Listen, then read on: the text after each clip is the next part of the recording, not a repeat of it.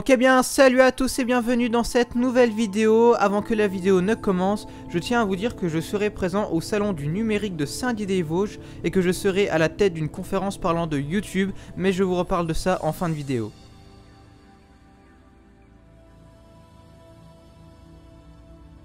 Rubeus Hagrid. Ce demi-géant un tout petit peu simplet avec un grand cœur que l'on voit du début à la fin de la saga. Ce personnage si important finalement, et ce dès le premier chapitre du premier livre, car c'est lui qui récupère Harry des débris causés par l'attaque de Voldemort à Godric's Hollow, et c'est lui qui le livre chez les Dursley sous ordre de Dumbledore. Voici l'arbre généalogique des Hagrid, un arbre pas très grand finalement, on connaît juste les parents de Hagrid ainsi que son demi-frère Grope.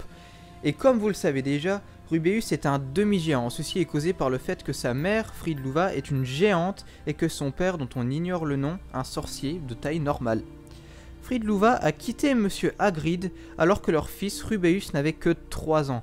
Ce sera le père de Rubeus qui élèvera ce dernier et à 6 ans seulement, Rubeus est déjà capable de soulever son père. Normal, c'est un demi-géant alors que son père est un simple sorcier.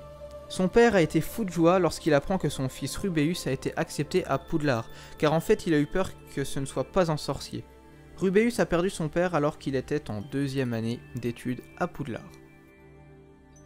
Hagrid est donc né en 1928 et a commencé ses études en 1940 à Poudlard à la maison Gryffondor. Très vite, il élèvera une araignée qu'il nommera Aragog. En 1943, alors qu'il est à la fin de sa 2e année d'études à Poudlard, la chambre des secrets est ouverte par Tom Jedusor alias Voldemort, qui lui est en 5e année. Tom Jedusor jouera son rôle de manipulateur pour accuser Hagrid d'avoir lâché Aragog dans la chambre des secrets, alors qu'en réalité il s'agissait du basilic et il le sait très bien Tom Jedusor. Suite à cette altercation, Hagrid sera renvoyé de Poudlard par le directeur de l'époque, le professeur Dippet.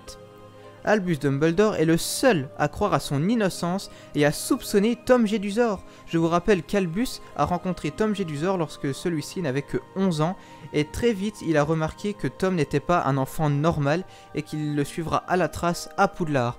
CF ma vidéo sur Voldemort. Bref, depuis ce jour, Hagrid a développé une très grande confiance vis-à-vis de Dumbledore et il pourrait même lui confier sa propre vie. Rubeus verra sa baguette brisée et fut ensuite interdit de pratiquer la magie, c'est vraiment dégueulasse. Bien que, comme on le voit dans le premier film, il cacha sa baguette dans son parapluie pour pratiquer un minimum de magie, quand même. Comme je l'ai dit en début de vidéo, Hagrid emmena le petit Harry chez les Dursley après le carnage de Voldemort à Godric's Hollow. Mais ce qui est beau dans l'histoire, c'est que c'est également lui qui ira le chercher au même endroit 10 ans plus tard pour l'emmener à Poudlard. Et c'est d'ailleurs à ce moment-là qu'il apprend à Harry que c'est un sorcier. Hagrid emmène de suite Harry sur le chemin de traverse et se montre comme un vrai père avec Harry. Il lui achète même une chouette qu'il appellera Hedwige, chouette qui sera tuée bien plus tard par un mange-mort. Une fois Harry arrivé à Poudlard, Hagrid s'attache très vite au trio Harry, Ron et Hermione, et il sera d'ailleurs pas très futé pour résister à leur curiosité, et comme je l'ai dit, il est un petit peu simplet, et il donne sans le faire exprès des indices beaucoup trop faciles au trio, qui leur permettront d'avancer dans leur quête de la pierre philosophale.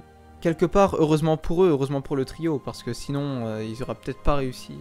Voilà. À la fin de cette première année, il donne à Harry un album photo contenant des photos de ses parents, Lily et James Potter. Et c'est à ce moment-là que Harry voit ses parents pour la toute première fois de sa vie. C'est quand même un truc de fou. Cet album sera très important psychologiquement pour Harry, et d'ailleurs, il le ressortira assez souvent, notamment dans la chasse aux Horcruxes dans Harry Potter et les reliques de la mort. Une fois la chambre des secrets réouverte, Hagrid est encore une fois de plus soupçonné d'être l'auteur de cette sorcellerie due à son passé bien entendu. Il avait été accusé par Tom Jedusor, il est donc cette fois-ci pas renvoyé de Poudlard, mais envoyé à Azkaban de mai à juin 1993. Heureusement, tout le monde a pu vite s'apercevoir que Hagrid n'y était absolument pour rien du tout, et ce notamment grâce à Harry. Il sera bien entendu lâché d'Azkaban et sa réputation sera dorénavant rétablie. À partir de septembre 1993, il est nommé professeur de soins aux créatures magiques suite au départ du professeur Brulopo. Il aura d'ailleurs une altercation avec la famille Malfoy suite à un incident concernant Drago qui s'est fait cogner par Buck. En même temps, il l'avait bien cherché. Rien de grave cependant pour Hagrid. Plus tard, il est interviewé par Rita Skeeter dans le but de faire un article sur la famille Hagrid. Néanmoins, Parler de la mort de son père n'a vraiment pas été chose facile devant la journaliste, et suite à cette interview, Hagrid s'enferme sur lui-même, reste seul dans sa cabane pour une longue période. Plus tard, il rencontre Madame Maxime, directrice de Beauxbatons, une école de magie française. Et bingo pour Hagrid, Madame Maxime est une demi-géante. Le courant passe plutôt bien entre eux et seront même ensemble pour le bal de Noël. Quelques mois plus tard, par le moyen de divers voyages, il tente d'allier les géants à l'ordre du Phénix. Malheureusement, sans succès. Cependant, il ramènera son demi-frère Grope dans la forêt interdite, étant donné qu'il était maltraité par les autres géants. Grope est d'ailleurs beaucoup plus civilisé que l'ensemble des autres géants qui eux sont beaucoup plus bruts et plus sauvages. Grope est capable de ressentir de l'affection pour Harry, Ron et Hermione par exemple, et il joue même avec eux, chose très rare chez les géants. Hagrid aura ensuite des ennuis avec Dolores Ombrage, cette femme qui a les lois du ministère gravées dans sa peau et dans sa tête. Elle a menacé de renvoyer Hagrid de Poudlard et dans le livre, elle envoie des aurores pour arrêter Hagrid. Cependant, ce dernier les assomme un par un et se cache finalement dans une grotte montagneuse jusqu'à ce que Dolores quitte Poudlard.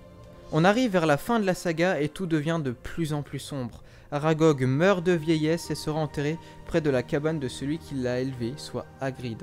Après l'assassinat de Dumbledore, il tente d'arrêter quelques mange-morts, cependant, ceux-ci mettent le feu à sa cabane, l'obligeant à sauver Croque-Dur des flammes et à se retirer de la zone. Hagrid est le premier à constater le corps de Dumbledore sans vie. Cet homme qui était le premier à croire en Hagrid et à le soutenir. Rubeus pleura comme personne, prouvant encore une fois son affection et sa fidélité éternelle. Hagrid participera à la grande bataille finale de Poudlard avec son demi-frère Grope, et réussira d'ailleurs à tuer McNair, c'est le bourreau qui avait été désigné pour tuer Buck dans Harry Potter et le prisonnier d'Azkaban. Belle vengeance. Image symbolique maintenant qui a déjà pas mal fait parler d'elle, Hagrid qui soulève Harry et qui le transporte de la forêt interdite au château. Cette image, bien que triste soit-elle, est tout de même magnifique et émouvante, étant donné que c'est Hagrid qui emmena Harry chez les Dursley lorsqu'il était bébé et que c'est lui qui est venu le chercher 10 années plus tard pour l'amener à Poudlard. C'est vraiment magnifique. Donc voilà, c'est la fin de cette vidéo, j'espère qu'elle vous a plu. Si c'est le cas, lâchez un j'aime et un commentaire, abonne-toi si c'est pas déjà fait. Donc, comme je l'ai dit en début de vidéo, je serai présent à la Déodat Connect, un salon à l'esprit geek qui aura lieu le 8, 9 et 10 mars à Saint-Dié-des-Vosges, à l'espace François Mitterrand. Moi, je serai présent dessus tout le samedi, à mon propre stand, et à 11 h le matin, j'animerai une conférence sur YouTube. Donc si vous pouvez venir, ça serait super cool, super sympa. Je mettrai un sondage dans les commentaires. Donc si vous pourriez voter, ça serait vraiment super sympa. Ça prend vraiment 2 secondes. Pour ceux qui ne peuvent pas venir, je vous propose de me poser des questions dans les commentaires par rapport à YouTube en général, pas par rapport à moi ou pas forcément par rapport à ma chaîne, par rapport à YouTube en général, ce que vous avez toujours voulu savoir quand on est youtubeur, comment on fait pour se lancer, est-ce qu'on gagne quelque chose quand on est youtubeur, voilà. Et en fait, je répondrai à vos questions en live à la conférence. Il y aura une vidéo qui sera faite, je pense, c'est pas encore sûr. Donc n'hésitez pas à me poser des questions dans les commentaires. C'est un peu une FAQ finalement, mais un peu spéciale. Donc voilà, j'espère que quelques abonnés seront présents à la convention. En tout cas, j'espère que cette vidéo vous a plu. Rendez-vous pour certains le samedi 9 mars à l'espace François Mitterrand de Saint-Dié-des-Vosges. Pour les autres, rendez-vous dans une prochaine vidéo. D'ici là, portez-vous bien. Ciao, ciao. Tu es un sorcier, Harry. Je suis un quoi?